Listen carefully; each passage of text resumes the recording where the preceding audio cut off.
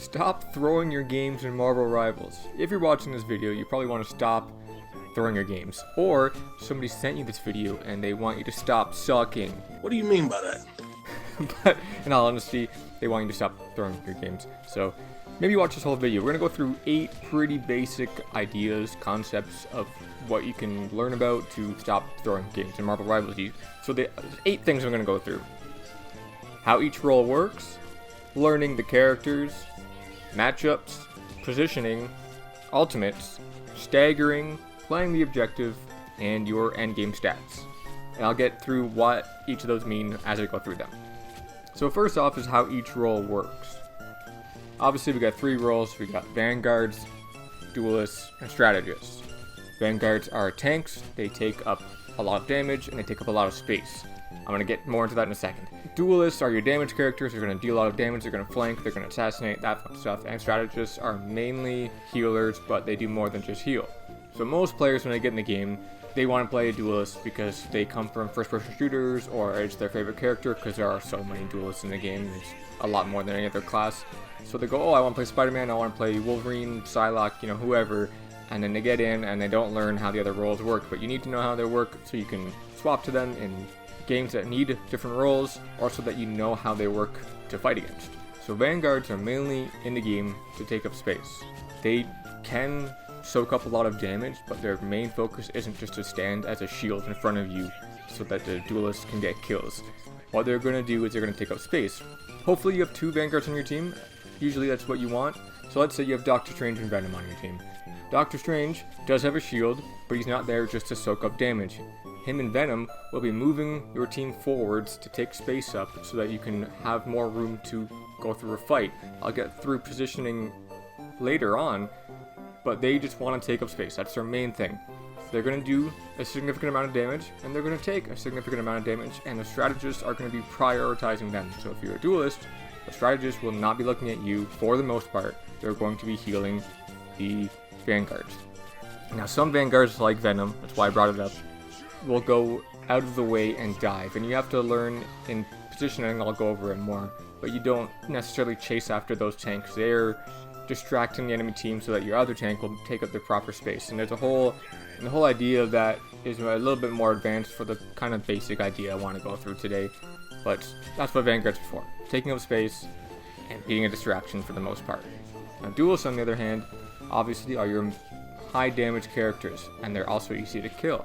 Some characters are assassins and will go to the flank behind enemy lines and cause a huge distraction and break up their enemy team's positioning. But then you have duelists who will buff, like Storm, or stay in a solitary position for the most part. You got Moon Knights and Punishers who just like to stand still and shoot from there, or Winter Soldier. But you're going to be basically staying between the vanguards and strategists for the most part, unless you're an assassin, unless you're a flanker. You're going to be just dealing the damage for the most part while your vanguards are taking up space. And then of course your strategists are usually just healing, cleaning everybody up, trying to stay alive when people flank them. They have other usages other than just healing, and some of them like to do extra damage when they should be healing, but we'll get into that in the future. So that's basically how each role works. Vanguards take space, duelists occupy that space and do the damage, and strategists heal and let that team survive while they're taking that space. The next thing is you need to learn their characters. A lot of people come into this game, like I said in the intro, where they really like Spider-Man, and that's all they really want to play is just Spider-Man, and then every single game they do really awful, because that is a really hard character to learn, even though everybody's favorite character is Spider-Man. Come on. But you need to learn the other characters. At least play one game, a full game of quick play, not ranked, a full game of quick play as each character. It will take a while to go through them all, and some of them you're going to hate, and that's okay, but now you know how they work, so when you fight against them, you go, okay, I know this is their cooldowns, this is their options of countermeasures and all that kind of thing, and then you can go, oh wait, I actually really like this other character who I didn't know about, like Luna Snow or Cloak and Dagger. Maybe you didn't know who they were, and you give them a chance to go, oh, this is a lot of fun. Or maybe you go, oh, Penny Parker, that's that chick from that movie, right? And then you play and go, oh wait, she's a lot of fun. Just try something else. Try something out, okay? It's not going to hurt you to try a different character. For example, when I first watched the trailer for Cloak and Dagger, because I had been playing the beta, and then Cloak and Dagger was a new character for the full release. So I'm like, oh, this character, I'll never play this character. This character looks too confusing, too wild, and now that's the main character I use, because it's a lot of fun.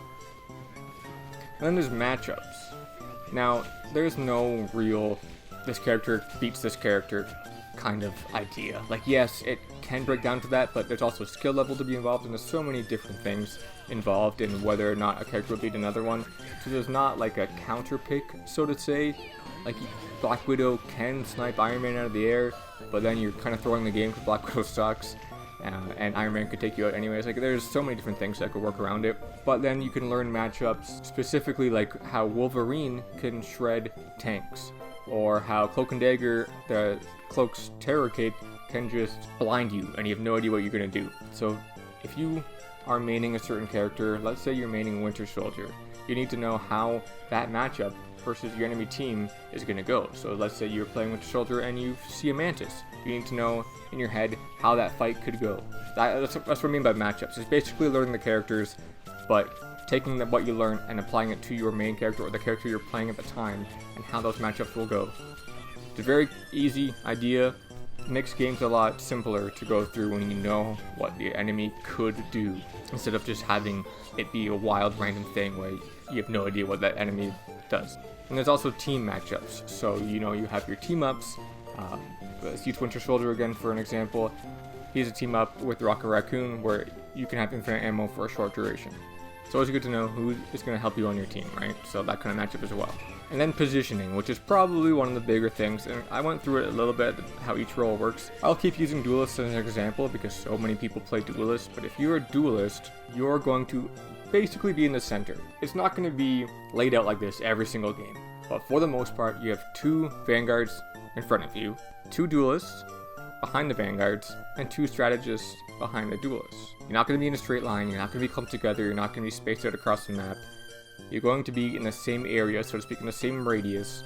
Some Duelists will flank, some Strategists will flank so they don't get picked off, and some Vanguards dive, and that's okay. It's not going to always be in a line 2 by 2 by 2, but for the most part, that's what you're going to want. Strategists, you're not Duelists. Stop taking the front lines and trying to do damage, okay? I've seen that so many times in low elo, where Dagger turns into Cloak and starts doing damage. If your whole team's alive, that is not required. Look at healing the tanks. If you're getting dived by Iron Fist and you're a strategist, go on the offensive, of course. You want to survive. That's very important to survival. If you need to, you can go off to the side, as long as you can hit your targets with healing on your team as a strategist, that's fine. Vanguard, you are not meant to just be a bullet sponge. Don't just stand there and take damage. Don't waste your shields like that. Take up space. Don't walk backwards if you can avoid it. Walk forwards or stand still, but like not to get shot, obviously. I mean, keep that area, like do circles or some side to side strafe, do something, but stay in that area without falling back unless you're being hardcore pushed, obviously. And Duelists, don't just fire at the tanks. If you get the opportunity to, hit the strategists, hit the other Duelists. If you get rid of the strategists, they can't heal their tanks, and then you're going to be able to survive and take the tanks out. As soon as you get that first pick, whether it's a strategist or a duelist, you're going to have the edge in the battle. 6v6, you take out a Mantis, and then that 6v5 is going to be a lot easier for you, as long as you can keep those numbers higher. So positioning is important. So many times I see people just break apart, stay together, don't clump up in a ball, because then you're going to get hit by one ultimate and be out. But I mean, stick as a team. When speaking of ultimates, you have to not just save your ultimate for the perfect moment. I know we've all seen those shorts, those reels, those TikToks, whatever your social media is on. If you're on Twitter, whatever, you're seeing clips, viral videos of people with the best 6-piece ultimates, the funniest, swallow a whole team with Jeff and fall off the map, or maybe Groot and Moon Knight combine and get the whole team get an ace. That's not going to happen every single time you use your ultimate. Those clips go viral because it is a rare occurrence for the most part. If that was commonplace, you wouldn't really be saving those clips. Do not save your ultimate for a very long time. There's never going to be a perfect moment. A lot of those clips just happen because they're either really hardcore planned or they're just random and it's a chance. Sort of. Obviously, there's some skill involved sometimes. But don't just save your ultimate for the perfect moment. Don't use it as soon as you get it and waste it. If you're winning a fight already, you probably don't need an ultimate. If you're losing a fight, you're down 6-4, usually an ultimate isn't going to turn the tide of that, right? Just make sure you don't save it for the perfect moment. You don't use it too early, right? So that you have to find the leeway between that, between saving and using too early. There will be a safe spot. Maybe you're beginning a 6v6 fight and you have an ultimate as a vanguard or a duelist. Maybe you're going down, you see a team member, your strategist, and you see a tank going down and you don't have your cooldowns are all, cooling down, so you use your ultimate and save them. That's good, that's fine. Alright, just use them at the proper time. You're going to learn how they work eventually, and also keep aware of what your enemy's ultimates are. If you're playing against Star-Lord and you haven't heard him scream legendary for a while, maybe you can go, oh hey, in my head, I know that is coming soon because it's been a few minutes since I've heard it. Everybody screams their ultimate. It's actually really annoying. So you should be able to, in your head, go, oh, I haven't heard that person yell for a while. And then you go, okay, their ultimate is probably coming. So you need to know, if you're a strategist, for example, and they're about to use their ultimate, maybe save your ultimate until they use theirs to save your team, right? So you got to think about that as well. Then we have staggering. If you don't know what staggering is, it's when basically your team respawns at different times. So let's say your Doctor Strange goes down in a fight, and then your Mantis goes down in a fight, and then the last 4 people survive for a while.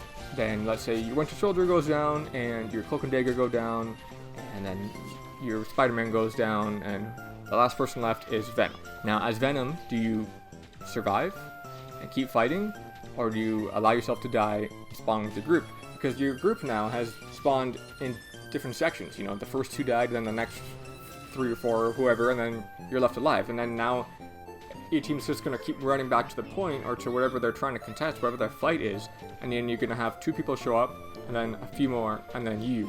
And you're always going to have not a 6-for-6. They're going to always be the upper hand in that fight because you're staggering them. So if you're going to lose a fight, just all lose together, or retreat and go back to your group and come back as a 6-for-6. Don't just keep feeding into them one by one, or else you're never going to win a fight. And of course, with that, we're talking about playing the objective. A lot of people at the very early or late of a game, when you're in low elo or even quick play, I've seen time and time again in these areas. Quick play doesn't really matter, but in low elo, where there'll be a fight at the very beginning of a game, and then the defensive team will just keep pushing to the spawn. Now, sometimes this does work, but a lot of times you're going to have those characters like Psylocke who can go invisible, Loki can go invisible, and they're just going to sneak by your entire team, or Spider-Man with the right mobility on the right map will just fly by your team and get to the point, and then the defensive team is so busy fighting the team at spawn that they don't know the point is being taken, and then they lose that ground and they have to retreat, and in their retreat to get back to the point, they're getting picked off from the team at the spawn, obviously, and it just goes wrong, and it's just awful. So you need to remember to play the objective. Or, we get the other way around. If you're on the offense and you're doing really well on a push the payload map, right? And you're doing so well that you push the fight farther, and then nobody's on the payload pushing it, and it just sits there, or it's moving way slower. If you all stick around the payload, other than the fact you're going to get a little bit of health if you're in a fight while you're on the payload, you're also going to be able to push it faster and get to the objective faster. And in ranked, I know in quick play it doesn't matter, but in ranked it obviously does matter. You want to get to the end as fast and it's the furthest you can at the fastest you can, right? For payload maps at least. So just make sure that you're not just focusing on eliminating the others, playing the objective, okay? And speaking of the objective and just focusing on eliminations, a lot of people like to look at their stats at the end of the game and use that to say who the worst person was on the team, so to speak. Obviously, the stats are there for a reason, and obviously the MVP and SVP are picked for a reason, and it usually has to do with stats. Duelists should be doing the highest damage, strategists should be getting the most heals, Vanguard should be getting the most damage blocked. Those things don't really matter. Your eliminations don't really matter. Your final hits kind of do. Like, look at who is contributing the most to final hits. That is somewhat important. But what a lot of people overlook is the deaths. Now, if you have 0 deaths, maybe you're a godly player, or maybe you're a cowardly player. So 0 deaths doesn't mean the end all be all, you're the best player in the game.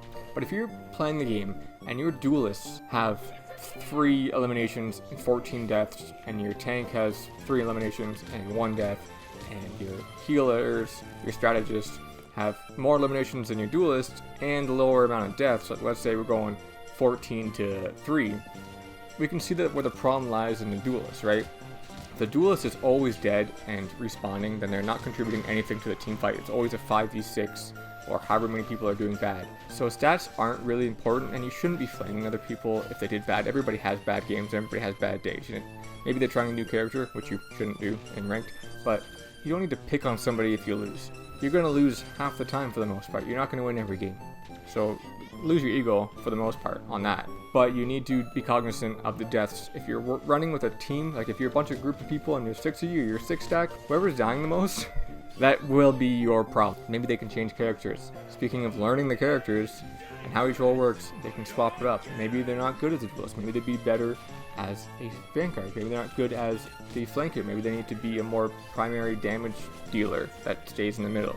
Or maybe they should try being strategists. You never know. So stats don't really matter, but it is important to know who is dying the most, because that is usually your issue if you are losing consistently. That is who's throwing the game, is whoever's dying the most.